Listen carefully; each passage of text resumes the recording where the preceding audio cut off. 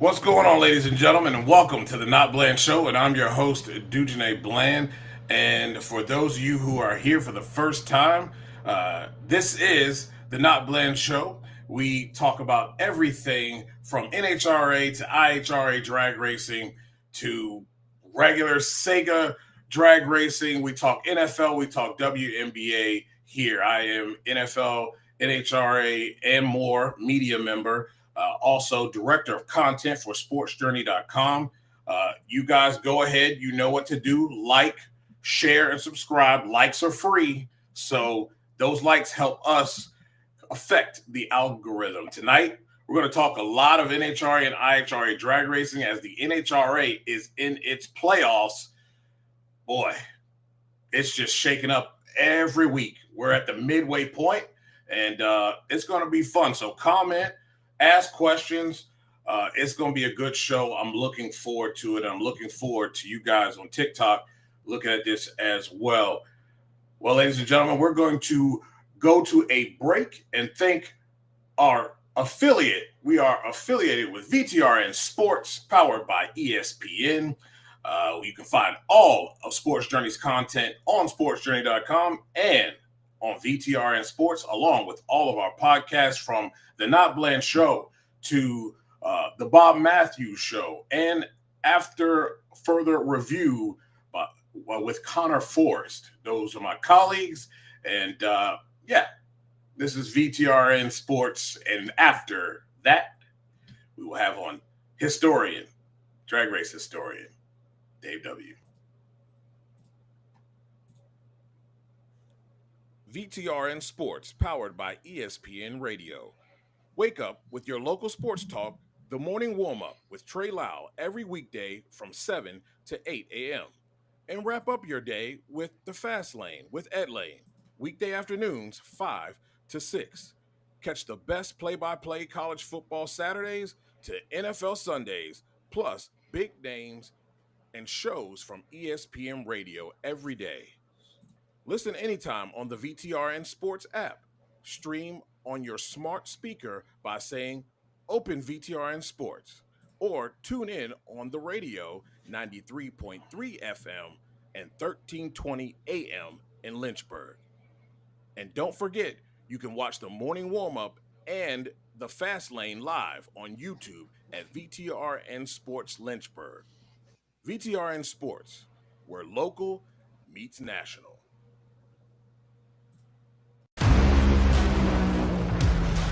Drag racing fans, check out Drag Race Bracket Bonanza. It's the free, family-friendly fantasy bracket game. Now, after final qualifying at every national event, you can fill out your bracket for all the pro classes. It's free, easy to click on your picks. If you need some help, just hit the randomizer button to fill in the blanks. It's for fun, stay engaged, and pick your winners today.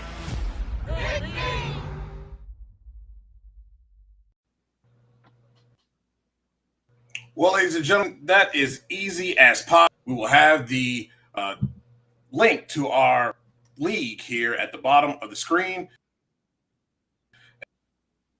And boy, let's get to it. How are you doing?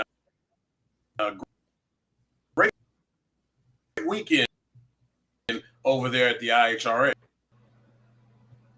We're frozen up, but I think we're back now. That's weird. Yeah, there you go. Yeah, you were garbled a little bit there, but I think you're back up and running now. No, it's a great weekend. Love to be here. Thank you for asking me to be on the show. Always love coming out, talking to drags, and boy, on both sides of the Midwest, from the eastern part of Ohio to the western part of Illinois. Man, we had some good drag racing action, no matter which classes you were a fan of. Yeah, man. It was very good weekend for drag racing, and a lot of cool stuff, a lot of first-timers being able to get some W's. So anytime that can happen, that's huge, and it's huge for drag racing as well. Blake doing great. Anytime we get to do what we do, man, it's a good day. That's for sure. Yeah, man, we're going to try to do a little bit of that, put the little logo in the background as a little bit of different things going on here in the studio. Try to do some different things here. So yeah, man, we're trying to shake it up a little bit. Drag Race Man says, I hope IHRA kept the 8th mile nitro thing. It keeps the 8th mile nitro thing. It was cool to see these cars in a different environment. I agree. It was very cool to see them in a different environment and be able to go to the 8th mile. It was like, those 60-foot times meant everything. And I was really interested to see who could get kind of close to 300 miles an hour in the 8th mile. But it was still cool to see a lot of the lower laps times they were able to put up as well. So I think it's a good touch. Is that something that they plan on keeping going forward? I mean, as far as I understand, we have not heard anything other than just dates for the 2026 schedule. I don't know where the venues are going to be, but obviously, depending on certain venues that you choose that are only 8th mile tracks, that's really your only option. Like if Galat, that is coming up here in November, is on the schedule next year, it's going to be an 8th mile only race. And I think it's great that you had all classes running to the same distance again. I think it sped the show up. It sped up track prep. It made things interesting and exciting. And it's maybe a little bit confusing because you don't really know. I mean, if you're a hardcore fan of the sport on the NHRA side, you know where the 8th mile numbers fall on some of these really record-setting runs that they come up with. You look at the incremental times, but to put those to light and put them out in the forefront and see what these guys are actually running at half track, they weren't too far off from what you'd expect. I mean, those definitely were some 370 runs in top fuel and definitely some 4.0s in funny car with those half track times that they had. So I think it was a good show. And, you would think, man, it's 8th mile. There's no margin for error. And Joe Morrison and Jody Austin have a pedal fest, and Joe Morrison picks up his first round win in a pedal fest in the 8th mile. So you got to be ready for anything. The margin for error is very, very thin. But I thought it made for great competitive racing. Oh, yeah, definitely. Definitely made for great and competitive racing. And we'll start with the NHRA Championship playoffs here. Again, another week of surprises, another week of top dogs going out early. And this point situation has gotten quite interesting. There's a high possibility that your boy might be having to shave a beard after what he said last week. And here we are. The points are tight, and some people who didn't have a snowball's chance, and all of a sudden have a chance. Yeah, I mean, wow. You want to talk about just throwing the thing upside down. But for as many people that closed in that you wouldn't have thought would have closed in, the gap kind of stretched for a couple other people. So it's definitely interesting and exciting. And yeah, some of the runaway championships, I mean, man, Hagen 20, just a round away from Proc. I mean, and that's, I think they're closer now than when they started the countdown. So we're 3 races in, and that they might as well be a wash. Yeah, we're starting to round apart, and Beckman being right there. I mean, funny car is going to be just absolutely awesome going down to the end of it. And I think that Pro Stock Motorcycle is going to be the other one. Yeah. I mean, you don't want to pencil him in just yet, but I'm leaning pretty close towards Doug Coletta on that side. I am too. In Pro Stock, I mean, the KB Titan team, again, 25 points apart. I think they're just going to keep shuffling it back and forth. That round 2 matchup was huge between the two of them. And even with that, all they're doing is just stretching their lead on everybody else. Yeah. If you guys did not watch, and if you're new to this thing that we're talking about here, Doug Coletta was your winner at the Midwest Nationals out there, World Wide Technology Raceway. That Hagen got himself a win. Greg Anderson took the win in Pro Stock, and Gage Herrera took the win in Pro Stock Motorcycle. And, starting with Top Fuel and looking at how the ladders played out, once again, we have another 340-mile-an-hour pass by Brittany Force. But as we have been saying for weeks, those big-time moments in qualifying do not and have not translated to race day. They found themselves on the old trailer after round one as Justin Ashley put her right on the shelf with a 375.3 at 331 miles an hour, and they were not able to muster up anything but some tire shake. So while Justin is making it down the racetrack, that top fuel dragster was twerking. So you can't have twerking if you want to win. So that was no, and I 193 back. Yeah, I mean, I don't see her making it up. toast. I think that first round loss was a season ender, and if I'm wrong, that will be one of the biggest comebacks. We're talking like Tony Schumacher, the run status, coming back from as far back as he was over the course of a regular season.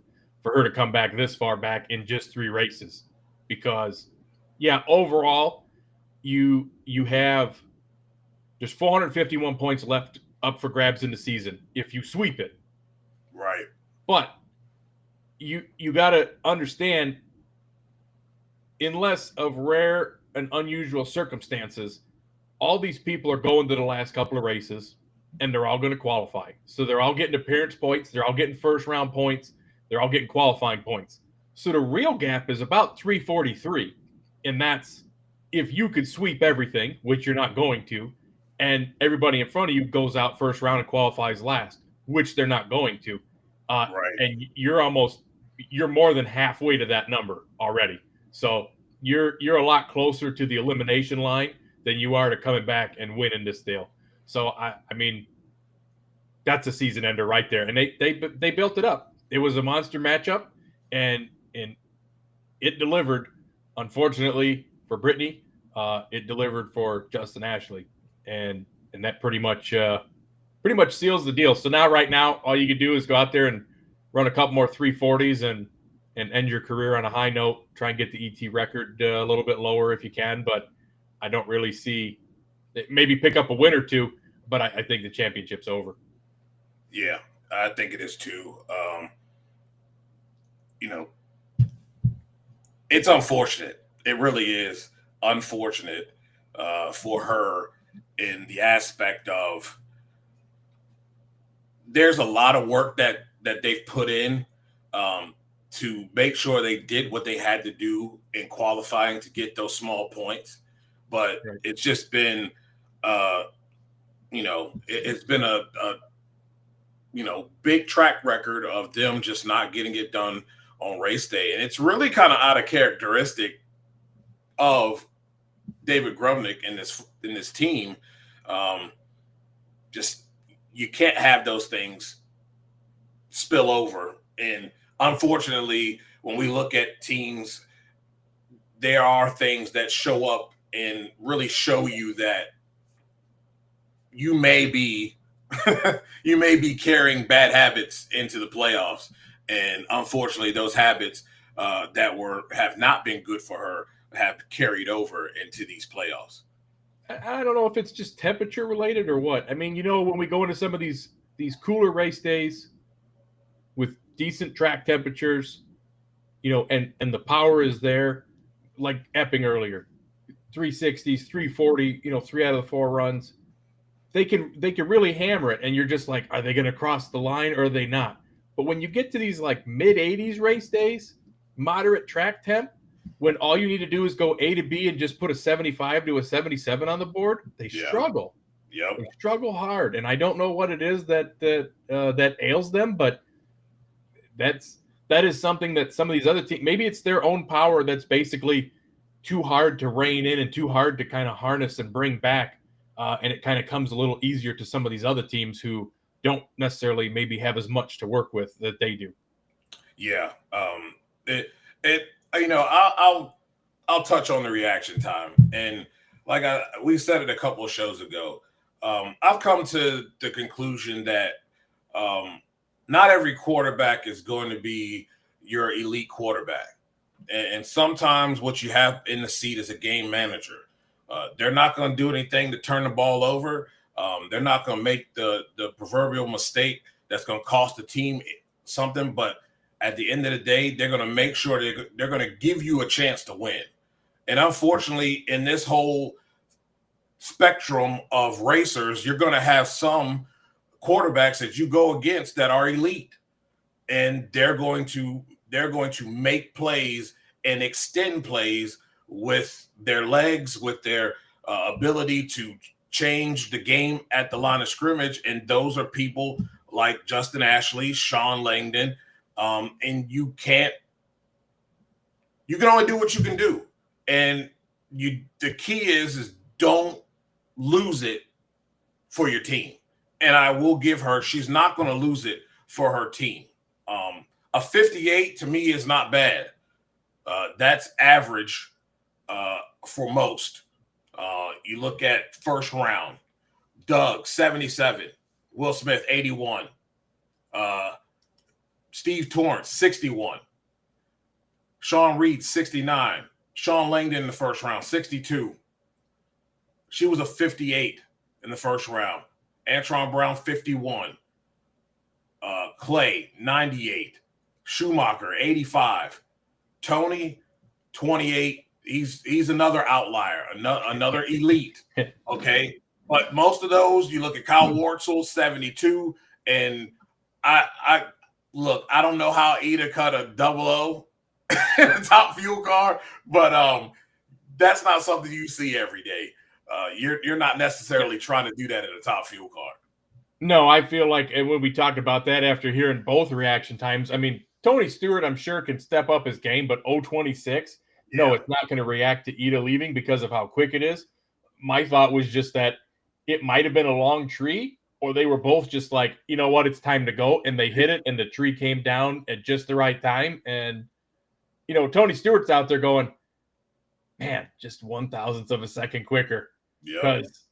Because as you know, you got to keep yourself in the game to be able to play the game, and 1,000th of a second quicker, and Ida would have been gone, and he would have had that free ride at round 2. But I don't know if anybody ever got a chance to, if they ever caught up with him later in the TV show, because I did not catch the TV show. All I remember was listening to first round, Amanda saying, you know, they wanted to go talk to him, and he declined the interview and got in a tow car and left. So if that's anything right there, if he's back to declining interviews like at Dallas last year when they were, you know, 0 for 3 going into the last session, potentially DNQing going into the race, pressure's on, and he is not happy about what happened. Yeah, definitely not happy. You know, Justin actually did all he could. He got himself in the semi, didn't allow it to get too far away from him. But again, Antron Brown shows up this race. We now have a sighting.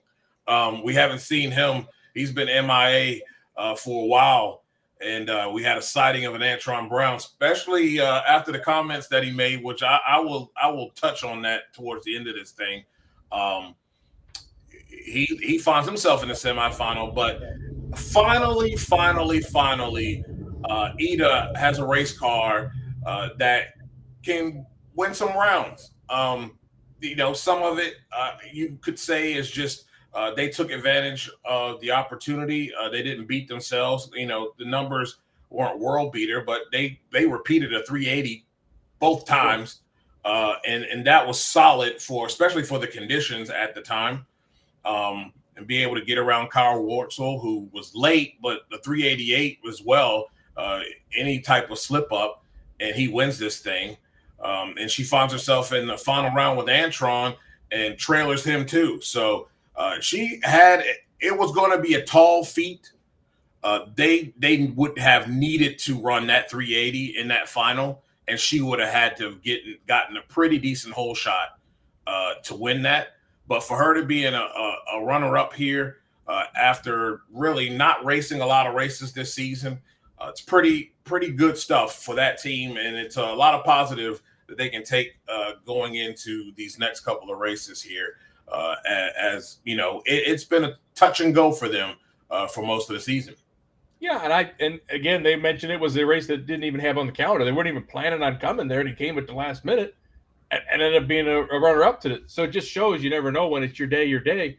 I think that they made solid runs, and unfortunately, Yeah, the track probably went away a little bit, especially by the time you get to the semis and the finals. They tried to repeat again or maybe step on it a little bit, but I think that if you look at the way her day played out and you look at the way Doug's day played out, it's pretty interesting to see. Doug Coletta, yeah, he had that monster 74 in the first round, but then he backed it down 381, 380, 379. Just nice, safe. Let's get down the track. And if Ida could have repeated that 380 that she had in the first two rounds, she had almost 100s on the reaction time. She could have been right there and could have stole it on the hole shot right there. So yeah, it was there for the taking. I think Team Coletta and Alan Johnson played it smart on their end, and Ida's team played it smart on their end, and everybody knew what they had to do going into that final round. And it was a good race. It just didn't pan out for Ida the way that it did for Doug. But it's just interesting watching the numbers as they progress through eliminations and kind of pick and choose and see. I mean, they were right on pace with each other reaction time wise throughout the day too. So it was going to be a good final. I don't think that, and we haven't seen it much lately, but there is a couple of times we've seen that the Coletta car has stepped over the line, and that is definitely not the time that you want to do it. Right. Yeah. That is always something that's kind of in the back of your mind there with them. With that said, Doug gets the win. Before we get into the points, again, this is the Not Bland Show. I am your host, Dujane Bland. Of course, like I said, likes are free, shares are free. Likes help to trip this algorithm as we try to grow this show.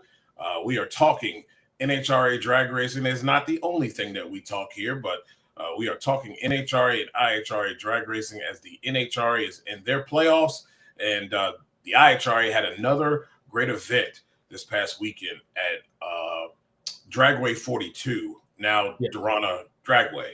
So we will be talking about that on the back end of this show as we look at the points. Doug Coletta finds himself in the lead. Justin Ashley, 86 back, and then there's a huge jump right there. Sean Langdon, 127 points back. Tony Stewart, 153 points back.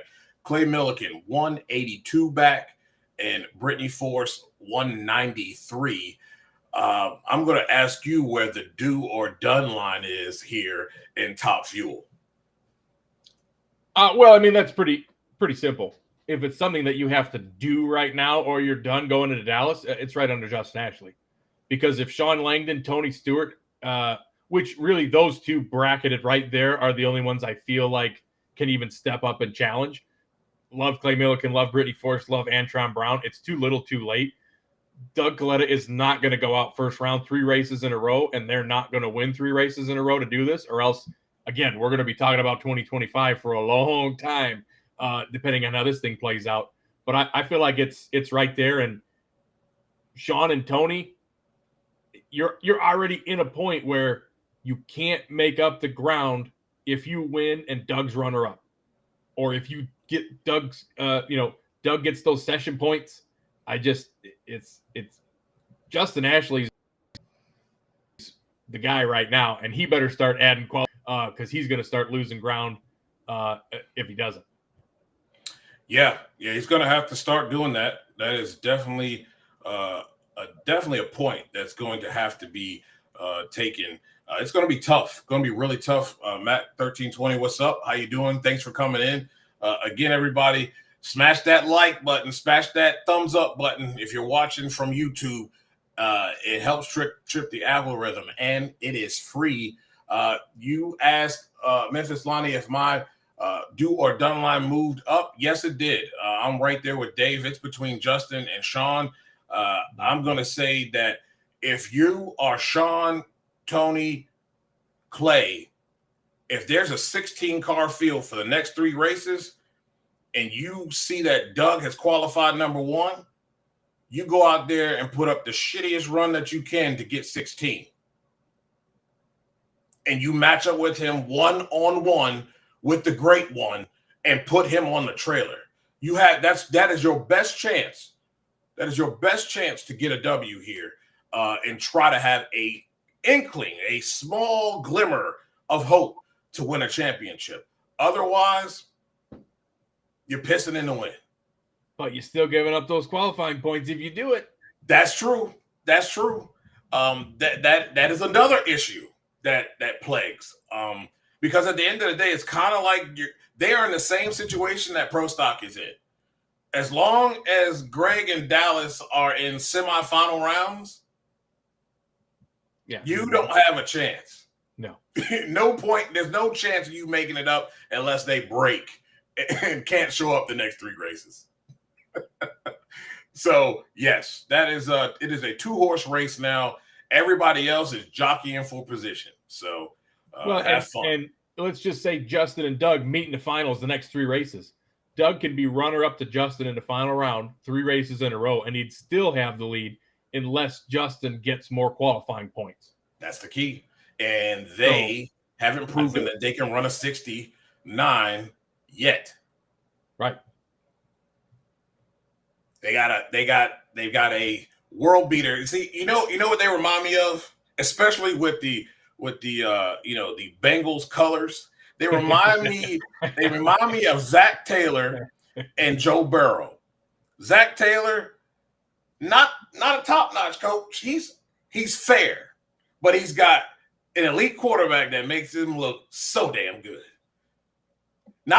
He's not gonna out scheme you, but he's definitely going to make sure that his quarterback outplays you. So that's what they've been doing here, is outplaying the competition. And they got to find a way to come up big in some of these moments to get those extra points and take those extra points away from Doug Coletta.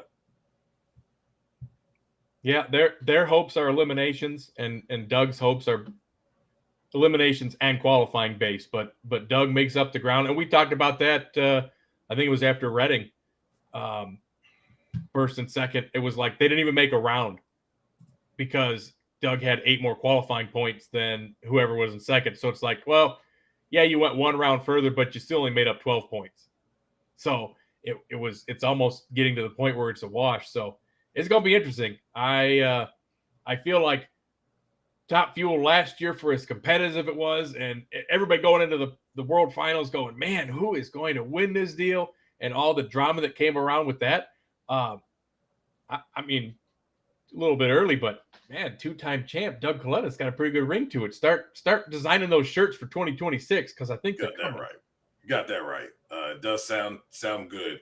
Looking over here at Funny Car, once again, Austin Prock and Company beat themselves.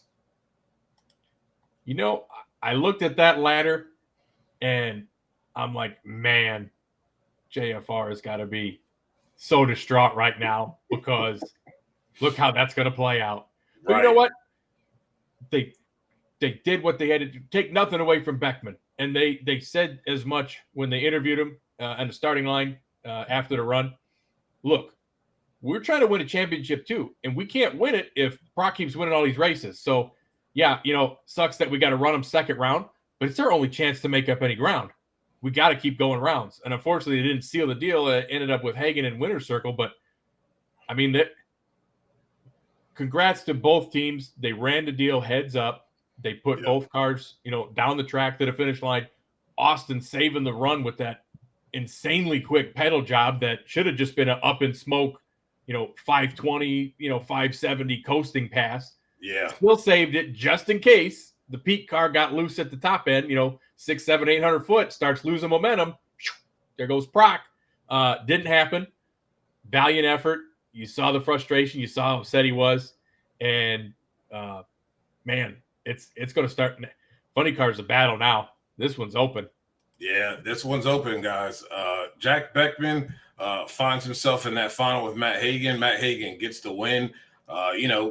Chad Green found himself in a semifinal as well. I had a gut feeling that he was going to find a little rhythm here this weekend. I don't know why I felt that way, but I had a feeling he's going to find a little rhythm. And Matt, I figured right there, I picked Matt to be in the final. I didn't pick him to win because I had Austin there.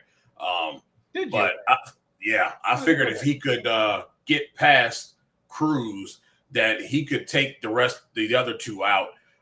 Daniel Wilkerson's car, although it has been consistent, it just right in those later rounds, they haven't shown that they can consistently go A to B in those semifinal rounds. So I kind of figured he'd have a shot if he could get past Cruz. Cruz has been running quite well up to that point in the second round. Big win for Matt Hagan and crew.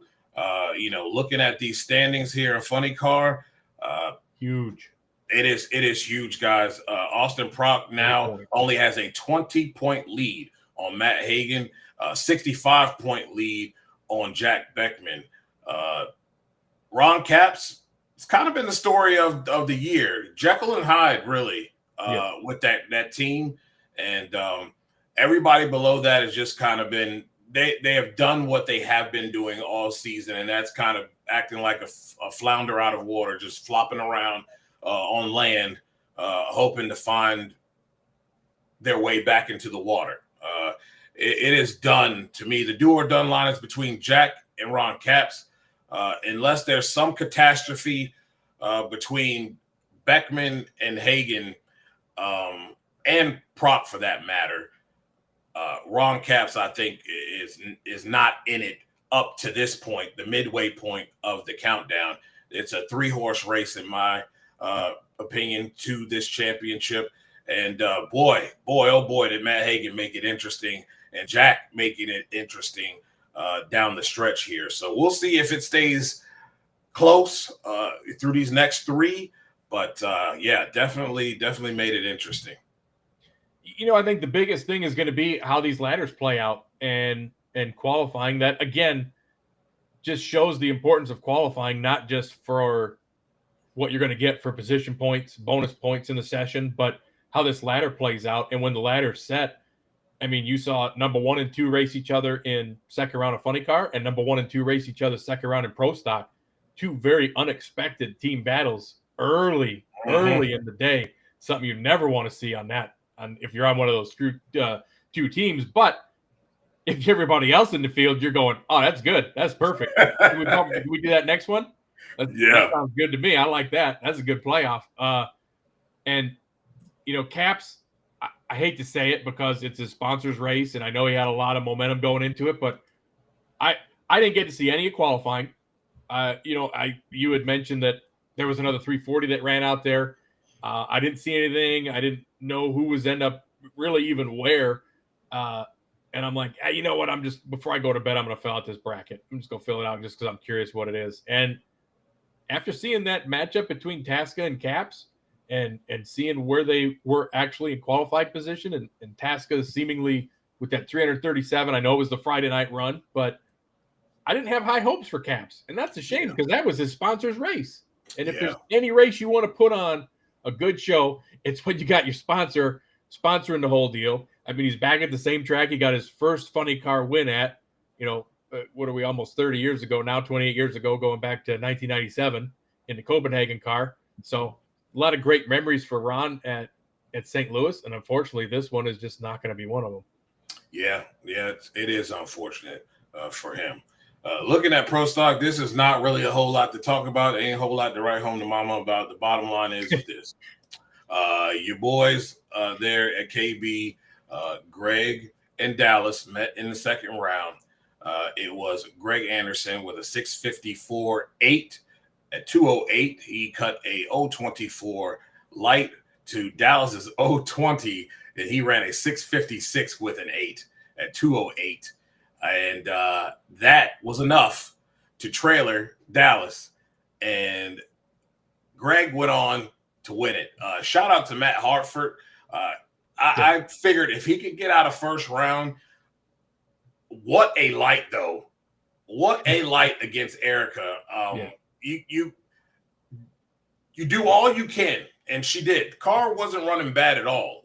657 for her in that round at 209 mile an hour. He cuts a 003, runs 655 with a 7:209.42, and it was lights out for Elite. And Troy, you saw little signs of life there. Car wasn't running really all that great.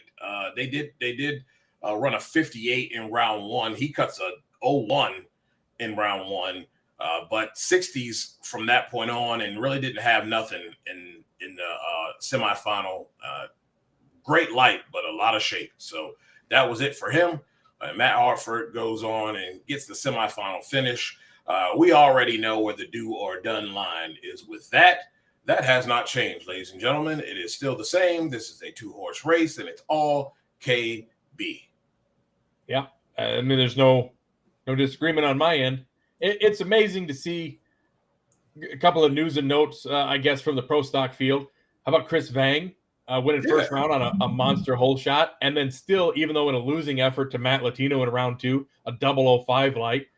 Like you mentioned, Troy Jr. coming out of the number 16 position, 001, 009, and 003, his 3 race day reaction times. Whatever the card gives him after that, the card's going to give him, but he did his job on the tree, and it paid off for him.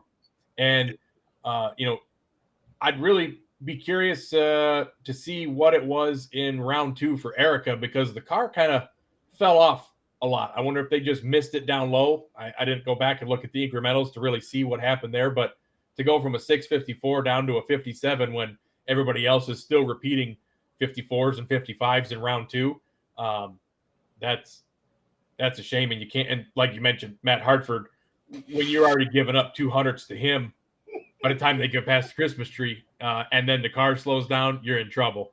But, Greg and Dallas rising to the occasion, and Greg with a 024 light, 020 for Dallas. I mean, they just basically went to the finish line. Same thing with Dallas, though. The car did fall off a little bit. I would almost say maybe something in the lanes, but the lanes were reversed. Erica was in the left lane and fell off. Dallas was in the right lane and fell off. I think it just weather and track conditions got to them. They just didn't make their best runs, and it cost them. And I think that Greg's comments after the race were the most telling. He's like, I hated that I had to race Dallas in round 2, mostly because that just meant, one of the KB cars was going home. Yeah. And that he was looking at it big picture. He was like, that just, if Dallas won, that just meant a KB car was that much further out to win a championship. And we're out here to win a championship. And didn't matter which one of the two of them. He goes, but the fact that I got a couple more rounds out there, now we got 2 KB cars that they got to try and catch. Yeah.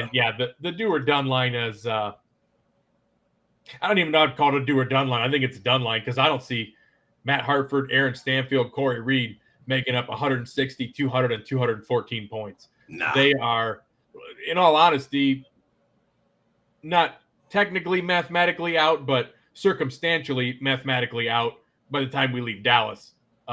If Dallas and Greg make it to the semis or the finals again, it's officially, you can write them off all from there. It's just a battle from third at this point. So it's going to be very interesting, though, in my opinion, to see now which of the two are going to falter. If they do, is somebody going to have another heartbreaking first-round loss, or are they just going to trade it back and forth until we get to Pomona and have another winner-take-all final? It'd be nice to have a winner-take-all final. That was great last year.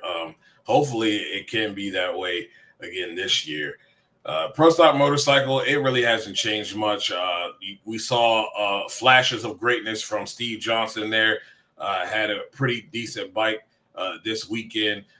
Braden Davis comes back, manages not to flub it up, gets all the way to the final. Cut a hell of a light there, but he cut a too good of a light and went red. If he had cut a 001, he gets his first win there. Just a smidgen too early. Once again, ladies and gentlemen, issues with Matt Smith. Hate to see it. And it's parts issues. And that's the hard that is the hardest thing, is the gremlins of the bike intermittently shutting off, going, we found out, we read the data logger, we saw what happened, we saw the RPM signal drop out, we got a bad crank sensor, changed it out, and then have the same thing happen again. That is frustrating. And then you start second guessing everything. Now it's, do we got a bad batch of them? If I put another one in, am I going to have the same problem? Do I have a wiring problem somewhere that we're missing? Do I have something that's tweaking and shorting out or grounding something out that it's not supposed to that we're missing? And that's the stuff that just absolutely will drive you insane until we get to Dallas and get back on the track again. Yeah, very frustrating. And, has to be frustrating for Richard as well. They had a 70s bike, and it just got slower and slower as the day went on. They've had those moments, during the season. But Richard is still in the lead by 29 points. So Matt Smith, 53 back. And I'm going to say it's between Matt and John, although I'm not very confident in Matt. Parts issues have now been an issue for him. If they can get those solved, I believe if he can bear down and focus, there's no chance. I mean, there's no, what am I trying to say here? There's no doubt he can challenge. He's only 53 back, but he's going to have to take them out early, and he's going to have to win. He's going to have to get the small points as well during qualifying. It's going to take everything. Really, if he can just stay in this spot, it's 1.5 points in Pomona. So 53 back, you could give yourself a shot. You could strike with double points. But I do think this is all Vance and Hines at this point. We'll see if Matt can step up. I'm not a believer yet. We'll see what happens in Dallas, but I'm not a believer yet. Well, I'm going to counterpoint that because I am a believer, and we've seen Matt Smith come back from much bigger deficits, and I think that the one advantage that he has is there are 3 Vance and Hines bikes out there. Sooner or later, you keep going rounds, they're coming up against each other, and they're going to take each other out. One of them's going to take the other one out. Yeah. At this point, you would think Braden Davis being 157 back, he's the odd man out. But he's going to the finals, and if he don't go red, he's taking points out of Gage's pocket too. So when you got number 6 in points beating number 2 or number 1 and almost potentially number 2 in points, and we do that again at Dallas and we do it again at Vegas, Matt Smith just has to be there. And if he didn't have that first round loss and he could have made it to the semis, look where he's at now. He's right in the thick of it. He's still second. He's still ahead of Gage, even though Gage won the race. You know what I mean? So that's the way I look at it is, his biggest advantage is those guys having to run each other. And he just has to sit back, and it's going to be hard to do on a motorcycle, so I don't know that you can really do it with as close and competitive as they are. But if he can play that ladder game and he can get those bikes against each other early, man, that's cool. But no matter what, or you get all 3 of them on the same side of the ladder, that's what you're looking at, and you can get something like that and you can pull that off. And don't forget, John Hall, Angie Smith, they are no slouches. Chase Van Zandt comes out of nowhere and freaking puts a 000 light on somebody and goes rounds. You got the odds are forever in your favor if you're on the Matt Smith side of things. So, and like you mentioned too, Steve Johnson stepping up, great performance for him this weekend. It's going to be wide open, and I think that I think Dallas and Vegas are going to be pretty telling. I would not be surprised if you could have 4 bikes with a shot going into Pomona with 1.5 points. Yeah. Gotta have a shot there. Hopefully that can come down to a 3. It would be very interesting to see 3 bikes involved in this thing.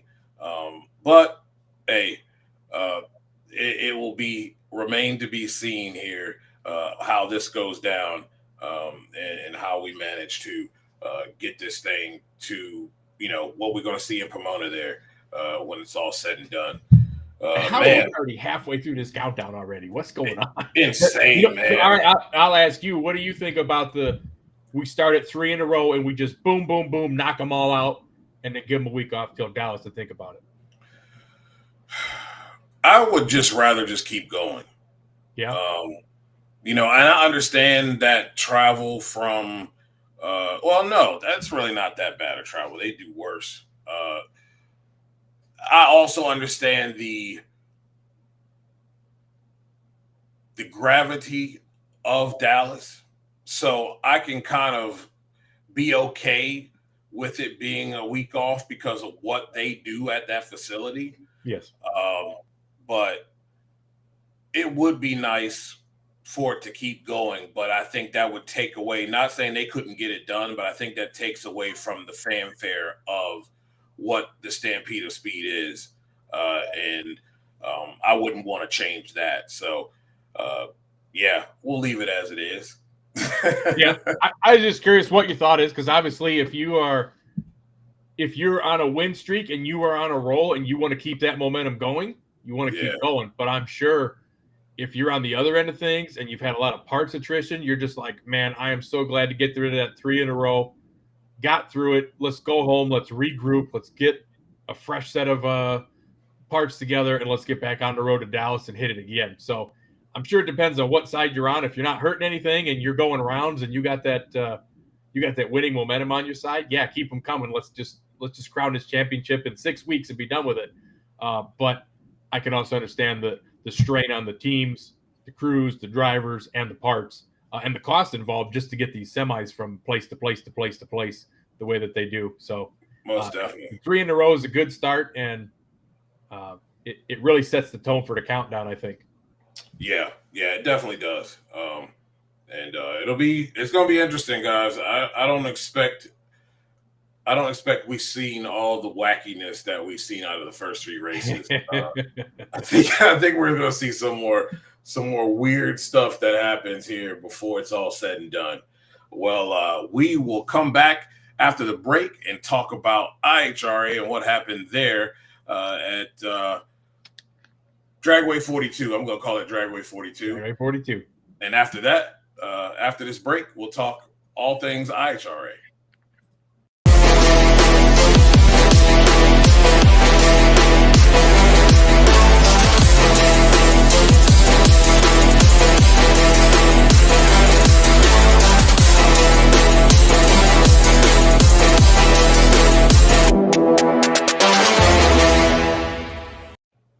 Talking Funny Cars with Buddy Hull will be back again this week, and they will be talking with hold on. I got it. Dave Richards will be your guest this week. They had seemed like they were gaining ground on this thing earlier in the season, and it seems like they've lost a little bit of ground here as we've gotten on the back half of this season. Yeah. It'll be interesting. Yeah, it'll be interesting to see what he has to say. You'll find all that stuff out tomorrow on the NHRA's Fast channels. Well, it was Darana Dragway once again. All right, now that we got the bull crap over, let's get to the good stuff. Man. Just kidding. Love it all. It's drag racing, baby. Yes, sir. Good stuff happened here at the IHRA Outlaw Nitro Series, at West Salem, Ohio. Great stuff. I really enjoyed, and I know that was in the chat as well. I really enjoyed the fuel alters. Yes. That was a nice touch for them to have a big stage like that, and I'm hoping that they do keep them around. It does add a different element of drag racing that you don't really get to see unless you actually go to a fuel altered event. That was nice. And you got Ryan Hill, who was able to get the win there in the final, but a good group of fuel alters that came out for this thing. And I really hope they keep that. My buddy Ryan Hill comes out there, first fuel alter down the track, number 1 qualifier, low ET at the time, top speed at a meet, puts it number 1, holds it through the second session, and then just mows them down one by one in eliminations. And that was a good show. And so the problem I think is that the fuel altered sometimes get a bad rep because of, some of the attrition that they have and, oil downs and hitting some cones and whatnot. And you did have a couple of them across the center line this weekend. I mean, they were wild and unpredictable, but it's just cool to see when they get it right and they just got header flames, up over the wing and they're just motoring down through there. Yeah, it's only an 8th mile course, but still. And they are coming to Galat for the finals. So yes, if you want to see them again, they'll be at the next race. They're coming to run there too. And I believe it was round 2 that Ryan went a 3:43. We've been doing some research because he asked me, is like, where do you think that stacks up? The War Wagon team thinks that might be 2nd or 3rd quickest 8th mile all time for a fuel altered. So I reached out to Texas Motorplex. I reached out to Richard Hartman, try and see what happened. What was his incremental numbers on the 492 300 mile an hour pass that he made down there. And he was as quick as 337 to the 8th mile on a 492 quarter mile. So for Ryan to be at 343, that's not too far behind. The War Wagon team's been 5 flat. I believe he said they've been like 342, 340 to the 8th mile. So that's, we're looking at like top 5 quickest fuel altered run in history right there. When that came down to it. And everybody was just ranting and raving on how good the track was, except for the pro stock guys. They're like, man, we got to shift weight, adjust the clutch, adjust the tire pressure, just because we can't get any wheel speed because the track is just so good. It's got so much grip to it. It'll take anything you throw at it. So they were having problems, just kind of like at Columbus, with track management the other way, trying to get it down the track because the track's too good and you don't want to go into shake. So it was taking everything that it could hold. And the fuel alters put on a heck of a show. Yeah, man, they did. Look, I don't know if y'all read between the lines the other day with my man Tricky Ricky Smith when he spoke about his not being back in the NHRA next year. I think if you read between the lines, you know where he's going to be next year. And Tricky Ricky Smith gets the W here in Pro Nitrous. I'm really not surprised here. I'm really not surprised. I'll tell you, I'll take the lines right away from your comment because I talked to Ricky after he won, and he goes, I ain't going back. He said, I had 2 people from St. Louis calling me going, where are you at? He's like, I'm here, I'm racing. They're like, well, we don't see you. Where are you at? He's like, I'm in Ohio. He's like, I told y'all I ain't coming back. NHRA rules do not favor a nitrous combination, and I can't hang with you guys. I said, until they change it, I ain't coming back. I'm running over here. And he came over there and picked up another one. I believe that would be his 45th overall across 4 different classes in the IHRA. So, back to back, again, number 1 qualifier. I mean, he's just coming out here and doing it. And Galat being in North Carolina, that's close to home. He's going to be there. And, next year, 10-race championship season, going to go for another one. Yep. Good on parts. Good on parts for 10 races. Let me tell you. That's totally fine. It was a pro mod. Wesley, I ain't messed up. Yeah. He gets the win there.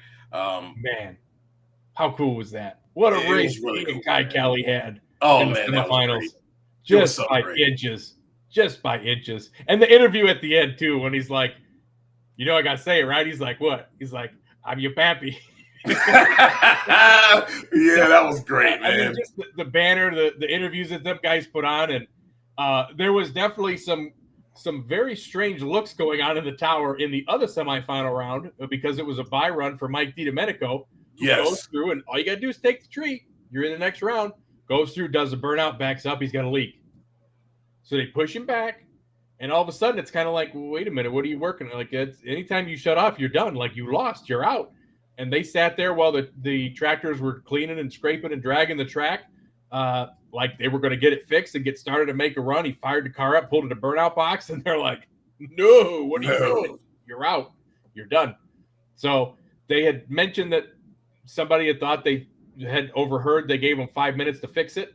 And whether they did, if that is in fact the case, and they told him 5 minutes, and that was a whole new rule or a chance for you to still make the run. It took them longer than 5 minutes to fix it. So either way, you were still out because time was up by the time that that they got it refired and brought back up there. But yeah, one of those rarities that you don't see very often in drag racing, but can happen, losing on a bye run when you should be a assured finalist. And Ricky Smith took no chances on his bye run. He went up there and took the tree and backed it back up. He's like, I'm not hurting no parts. I've been in this game long enough. I'm going to the next round, going back to the trailer, getting ready. And it's a shame because you always want the fans to see a race. But, exactly. West went up there in the finals and still put on a show, big smoky burnout, went down the track, got to win from what I believe to be the first Oldsmobile win in Pro Mod history, at least in the IHRA side of things, and an Olds 442 out of all the vehicles, no less. So cool looking car. Glad to see that West won. And you figure if 442 won this race, you had a 49 Merc win the race before that. I mean, it ain't Pro Camaro over here. You got all kind of variety and body styles, and it's kind of like what Pro Mod used to be. So exactly, it was a good show. Callie Mills, number one qualifier, first in the 350s in the IHRA. I mean, that was really, really cool to see. Heard a couple pistons, was able to come back, and then got beat first round. Just absolutely shocking that happened. But props to her for being out there, getting her first number one qualifier. First since Dina Parisi did it in 2015 when she was number one with her Cadillac Pro Mod that was out there. So a lot of good storylines. 22 cars. Yeah, we were 10 short of a full field. Unfortunately, it was turned into an all-run deal, but they put on a show. And Disco Dean going rounds on a hole shot every time. I mean, the man's just cutting the tree. With a heavy car. And there's so much going on, and the personalities and the interviews, and they let them show. It's just entertainment, man. It's those. That's like the days of old when you had all the different personalities in Pro Mod between like Scotty Cannon, Bill Coolman, Shannon Iceman Jenkins, Tommy Mooney out there, and they all conflicted. Wild man versus more reserved, and it's cool to see them all come together and put on a show. Yeah, most definitely. And Memphis Lonnie, I didn't mind it at all. Because you know what wasn't going on? A lot of down track time. To be quite honest with you, I think certain series, you don't have to do it for maybe necessarily Funny Car or Top Fuel. Or you could, let's say they had 10 show up for both this week. So, you had 2 that were going home. You could have match race with 2 fuel cars, 2 funny cars to keep action on the track if necessary. So I didn't mind it at all. Let them do it. Gives the fans an opportunity for some action on the racetrack, and doesn't create a whole bunch of downtime for not just the fans, but also for the guys in the booth as well. So I'm all for it. And I think sometimes you could, depending upon how they can kind of condense the show, because I think that's the key to their success is not having knockout, drag out shows, like be a little bit different than the NHRA. And so if they can do that, keep action on the racetrack, what's wrong with the losers bracket and going out there and letting them go out there and race if they want to? And at the end of the event, that wasn't too terrible. There was a lot of people that were scratching their heads in Columbus because we were behind already. And then, Scott Palmer comes up. He's going to do a match race. Mike McIntyre comes up. He's going to do a match race. They're going to run each other. And thank God. The problem when you do it in the middle of the show is if any one of those cars has a problem or oils the track and it puts you further down when they didn't need to be on it to begin with, then that's a problem. That is a problem. Like the IHRA did in this situation for Bernie Plord. I mean, it's only his 3rd pass that he ever got to make in a fuel car. It's expensive to run these deals. There are not too many tracks that you can rent that are prepared to run that. Plus, he's still trying to get acclimated to it. So, he doesn't have the crew to really rebuild the car and get all that put together between rounds. So, end of the race. Everything's over. All the cars have gone down the track. Champions are crowned. We're getting ready to hand out trophies. Hey, fans, before you leave, here's one more whiff of nitro for you. let them go out there and make a test pass and try and get it straightened out. And you know what? If something happened at that point and you got to do a track cleanup or whatever else, it don't matter because you're already doing winter circle. People are walking ready to crowd, walking out to the stands. It's kind of like almost how NHRA treats the fuel cars are done. But if you don't want to sit in the parking lot, you can watch Pro Mod. You can watch how they're like, hey, you want to see some cool, fast stuff and not sit in the traffic line? Sit and watch these guys. Whereas that's kind of like backhanded to those guys because they're just as much of the show as the nitro cars are. Right. It was a different thing. I was surprised that they did it. Didn't anticipate it coming up. But I'm like, I see that Wright Trailers top fuel car coming on down the hill there. Wonder what's going on. Wonder what Bernie's doing up here. But good on them. I'm glad that they let him get a run. And it didn't work out the way that it really should have, unfortunately. But, you got to get that experience somehow. Yeah. And I agree. Drag Race Mayhem, me and Lee have talked about that. I do think you need to kind of get a sweet spot. There's some things that the IHRA have that they can kind of, they can reinvent the wheel, so to speak. And I think with the way we have stick and ball sports, condensing the amount of time, I think is key. And I think that comes with time too, though, because at the end of the day, you do have to understand that guys like, Lex June, Terry Haddock don't necessarily have all the people that you would have that a top team would have on hand to do quick turnarounds. With that being said, though, I think as time goes on, with this now championship series coming for next year, I think you'll find that they'll be able to have a few more people because of the amount of money they're able to save, and they might be able to kind of tighten things up a little bit, with the round by round, deal. Well, now you got to make me do some research here. I will say that the entire show from Speed Sport, if you go back and watch the YouTube replay, the whole show started and lasted. The YouTube video is 8 hours long, just about on the dot. And we did have that delay after Chris Powers had that blow up into Pro Stock during the day. But for the most part, it ran smooth. We ran the sportsman cars in the morning. The Pro-Am race got canceled on Thursday, so they turned Thursday into time trial day so they can get the sportsman cars running early.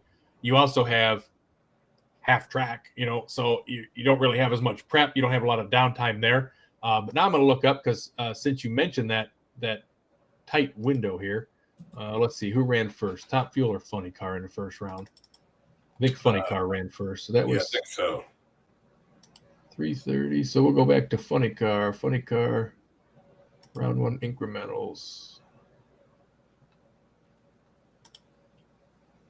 And Randy, I agree with you there. And I think that's going to come with time. Like, I think when this stuff came out, along with having cars at these races, I think schedules were already made, plans were already made, and I think that kind of hurts a little bit. I think next year you'll have a schedule that'll be out. People will be able to plan a little bit better and be able to work their schedule around these races. And I think you'll find that you'll see more people out next year, along with I think you'll see more cars out as well. So I think that will fix itself. What I wanted to look at and see. So yes, we don't start the show with first, obviously started with Alcohol Funny Car, then Dragster and kind of work our way through. And, they don't start the show with the nitro cars. So first pair of funny cars went down the track at 3:15. And the final round of funny cars went down the track at 9:04. So it was a less than 6 hour window. No, it's not the 4 hour window that you're talking about. Yeah. But you're also squeezing 10 professional categories in, plus an extra round of Pro Mod, plus the semifinals and finals of all the Pro-Am categories. So I'm going to say to get through 8 cars in a 6 hour window, including all the other classes that they have. Because you remember NHRA, they get them down, the sportsman cars to the semis and the finals as well. But they have way more categories that they're trying to go through than what IHRA does. So, right. I mean, that's the biggest holdup is obviously the amount of categories. But I think that for the entertainment value for what you see go down the track in that particular 8 hour window, I don't think it's a bad deal. And if you're only coming for nitro, that happened in a 6 hour window. And if you're a fan in the stands and that's all you really care to see, and you don't want to get there early for the alcohol cars and the fuel alters and everything else, That's I mean, not that's bad. still an NHRA event if you get there at, eliminations start at 11 and they're done by 5. So, Yeah. you know what I mean? It's still the window. Could it be tightened up a little bit more? Probably. But I don't know. I don't think there was any point in time where we were looking in the lanes going, man, there's nothing out there. We're waiting for something. And we had that happen a lot in Columbus. We had that happen a lot in Milan. This race was run very, very cleanly, efficiently. And when it was their time to come back, they came back. So, Yeah. I mean, I think it was still in a good window. Could you tighten it up more? Yeah, but you're going to start hurting the show, I think. Yeah. So your last event, Mac 1320, is November 5th through the 8th. Yes. They do have, there's the Division 8 Summit Finals there, will be this weekend, looks like. And then you have the Summit Super Series World Finals. That will be the 15th, but the last IHRA Outlaw Nitro Series will be November 5th through the 8th. So that will be your last November race. 5th through 8th at Galat Motorsports Park in Dunn, North Carolina. Weather should be awesome. Yeah. The track is a killer track. They have not had top fuel altered type cars, to my knowledge, at that facility from what I've heard. So it is going to be a great nitro show there. And the door car show should be pretty good too. Oh, yeah. Great to see Terry Haddock in the final. Great to see Del Worsham. He got another win. But the guy who I'm really happy for is Dan Mercier. The guy comes out there in the NHRA, really gives folks a run for their money. And he came out here and really laid down some really good passes. And I think what this does for a team like that, to be able to get more laps. And this is going to translate when they decide to go, if they decide to go and run a few NHRA races, it's going to translate a little bit better for them. And they'll be able to be even that more sharp from it. And look at the performances. I mean, a 308 first round, 302 in the second round, 302.9. And I mean, a couple of these guys were 283, 285 miles an hour to the eighth. So if you want to compare it, well, what would that be? What would you do in a 1,000-foot run? Very easily 372, 3.4 in that range, depending on the mile an hour, and if you can keep the momentum up going. But Antron Brown, over a decade and a half ago now, when he went 370 at Maple Grove and stunned everybody, that was the first time that you had a 299 to the eighth since Gary Selzy did it way back in 1999 on his full 48 pass. So they're right there. They're hitting it. And I think that's another thing too, is if you can get it to half track, more bad things happen in the second half of the track than the first. So if you could soften the tune-up, you're going to have more good runs and less aborted runs in eighth mile racing than you would in 1,000-foot or quarter mile racing. Theoretically, doesn't always work that way. Sometimes they just blow the tires off at the hit, but you don't see that very often. Yes, the IHRA does pay out $50,000 to the winner. $50,000. And to answer Drag Race Mayhem, what happens to IHRA if Darryl decides that he quits and it's done? I don't know. I don't care. We're all out here. We're enjoying it now, and I'm sure somebody will step in and take his place. And if not, well, it was a hell of a ride, and we sure enjoyed it for the time that it was here. Everybody just wants to. Why do you want to? Do you look and go, God, what happens when I get cancer when I'm 50? Because if you do, that's a depressing way to live life. Don't look at the downfall of what everybody's going to die. Everybody dies. Nobody gets out alive. But if you sit there and dwell on it, it's going to ruin your entertainment and your time that you do have here. So I say to everybody, enjoy it while you got it, whether it lasts or it doesn't. It's here now. The money's out there. The wins are out there. The crowds are out there. People are having, a great time at these races. Come enjoy it. Come enjoy it. Quit looking at what it could be or what it couldn't be and when it might end, and enjoy it for what it is. Yeah. Did you get this one here from Randy Johnson? He says, "What is the math conversion? Eighth to 1,000 or eighth to a quarter is None of that's going to apply to a 0.625." nitro car because the rate of Yeah. acceleration is so unpredictable. You're never going to guarantee that. But yeah, I don't know that there's a specific math conversion. The only thing that I can do is look at just look at things and compare runs and Yeah. good runs, good quarter mile runs. That's why I have a spreadsheet database, all this stuff, and add in the incremental times so I can kind of compare to see where they'd be at. That's where I'd come up with that low 370 run that Dan ran. The funny cars, like I say, you'd probably be into 4.0s at that range. So, solid 4.0. Honestly, some of the best runs that they've had all year, Dale Creasy going into this race, 326 to the 8th mile, never had always had an aborted run, never got a good quarter mile time, was nowhere near the top of the list of 1,000-foot ETs. The car never made it to the line under power. But, right. That 323, I mean, that's very easily a 4 flat 399. Yeah. You're right in the range, you're right in the ballpark. So the track was there, and so that's how they kind of compare and stack up. The pro mods you're never going to be able to compare those because you can look at the 570s that the pro mod guys in St. Louis were running, and they were running 370s to the 8th, and we got cars in the 60s and 50s here. Right. But they're not set up to run a quarter mile either. So everything changes with all that stuff, and it's hard to really say where you'd end up, but still entertaining, still quick, still fast. Definitely. And Drag Race Mayhem, I would encourage you to not listen to those people. I can tell you for certainty that what did they say in the second Fast and Furious movie? His pockets ain't empty, cuz. That's all I'm gonna tell you. The man got deep pockets. And if you look up what Darana is just in the business, you'd understand. But this man has a lot of deep connections. And I would rival to say that he got more money than what the NHRA does at the moment.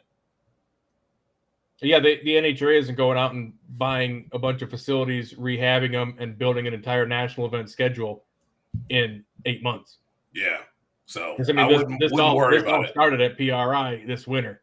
Yeah. And look what it's got to now. Imagine crazy. What it can be. It's crazy. And he's done an excellent job with the facilities too, man. They look fantastic. You get a bunch of good people behind you. You get supporters. I mean, VP has come on. There's a host of contingency sponsors that have come on, and it's not going to grow overnight, but I don't think it's going to go away overnight either. Yeah, me neither. I'm going to close this out with a thing that is still really grinding my gears. So here we are after whistleblower Antron Brown makes a statement about unapproved devices. We have a conversation. Some choose not to engage in a conversation and claim that it's speculation. I claim that that's just company speak. You can go kick that can down the road. I think that's a bunch of hogwash. And yet we are now another week removed and we have no statement.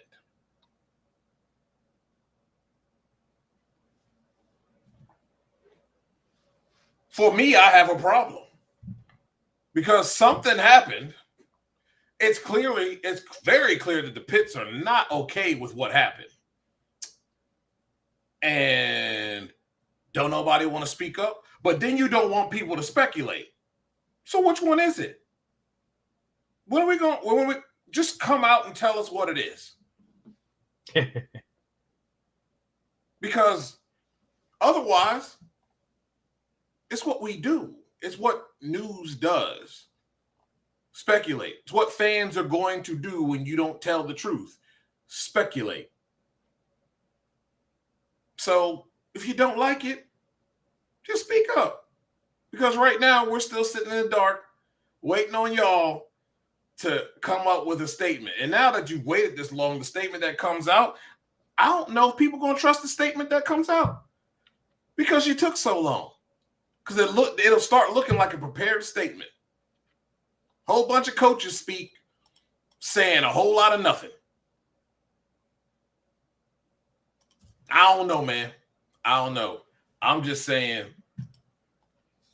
somebody need to come up with something. Mac 1320 says, wait, who doesn't want speculation? Exactly. Oh, yeah. Yeah, I'm okay with that. Yeah, you're right, too. Crickets. Randy Johnson said, subject change. Do we know next year Tony Stewart driving the elite dragster, which pit will the car be located in, Tony's pit or Elite's pit? That is a very good question, Randy. I'm going to go ahead and say because it is Elite's car, it would have to be in their pits. Now, with that said, though, because they are doing this partnership with marketing, they are likely going to be pitted by each other anyway, and they're likely going to share hospitality. So he won't have to walk very far. He's just going to walk through hospitality over to Elite. So I think that the problem of where it's going to be is probably still going to be with Elite, but they're going to be right next to them because of that partnership. If you remember that partnership announcement that they made.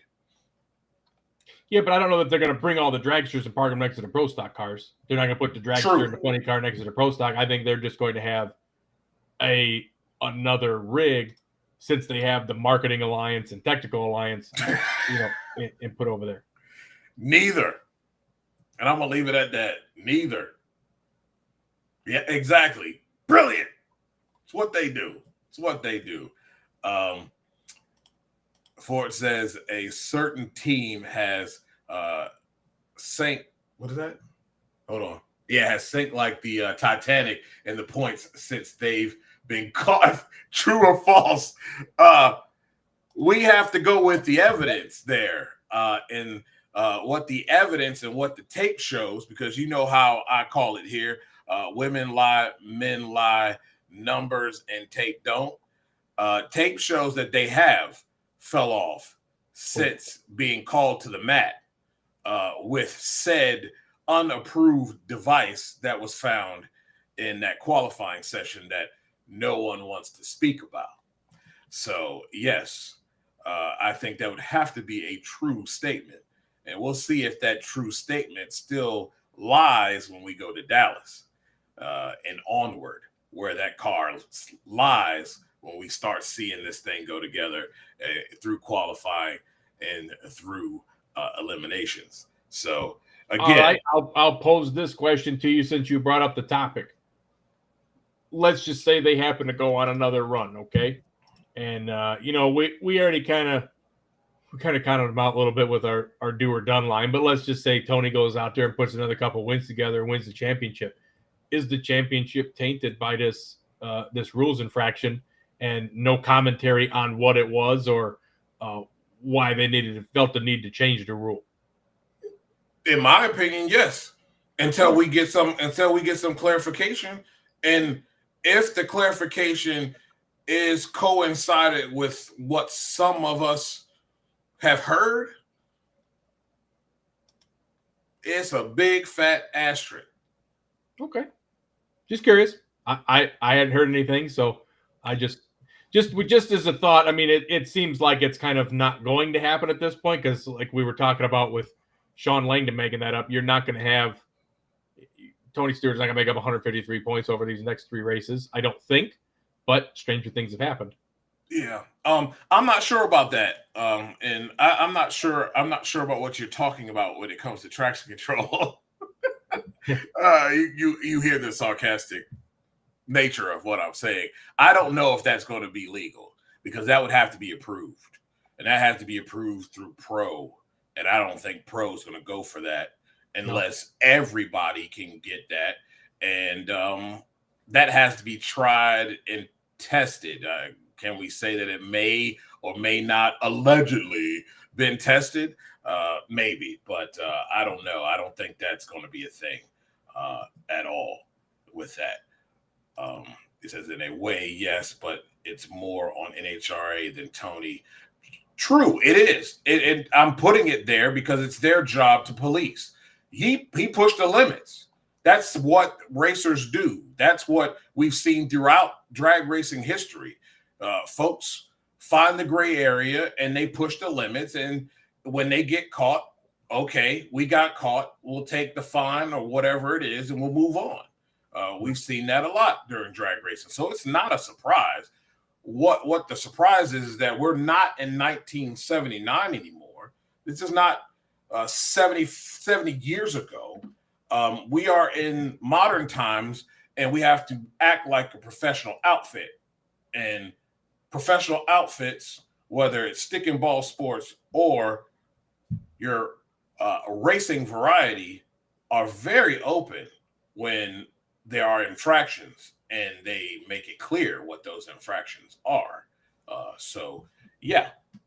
That's something that we've got to do if we want to be big boys with big boy pants. So, that's it. That's all I've got with that. It's wild. We will be having on Ida and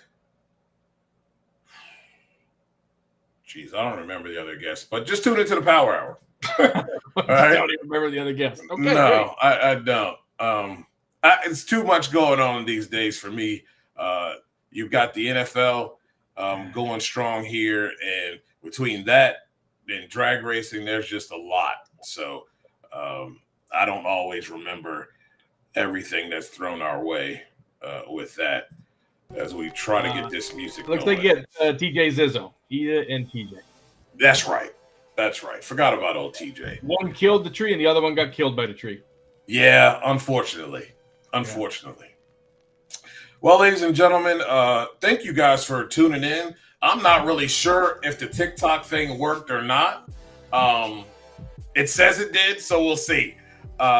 Yes, thank you guys for tuning in to the Not Bland Show. It's always great this time of year talking playoffs and talking drag racing, especially having on Dave W. Knows a lot of great stuff about this sport. As you know, we have been doing the NFL on Monday nights. We will try to have another guest as we had on NFL Insider and Commanders Insider Lake Lewis. You know him as my big brother. We talked a lot about different teams, especially the Jaguars. We talked the Little Eagles. So go over there, check it out, see if your team's there. If not, hit me up. I'm glad to talk about your team and give my thoughts on where your team's at this season. We are going to continue with the drag racing stuff on Tuesdays because we are in playoff mode. So we need all the time that we can get talking playoffs. Well, man, it's been a fun Tuesday. It's been a fun week. You guys be safe. Enjoy the week. Go over and check out everything that we have going on at Sports Journey. You want to know about your team or want us to write a piece on your team? Hey, hit us up. And all our social medias, be glad to write something or do something with your team. Well, ladies and gentlemen, that's it. I holla.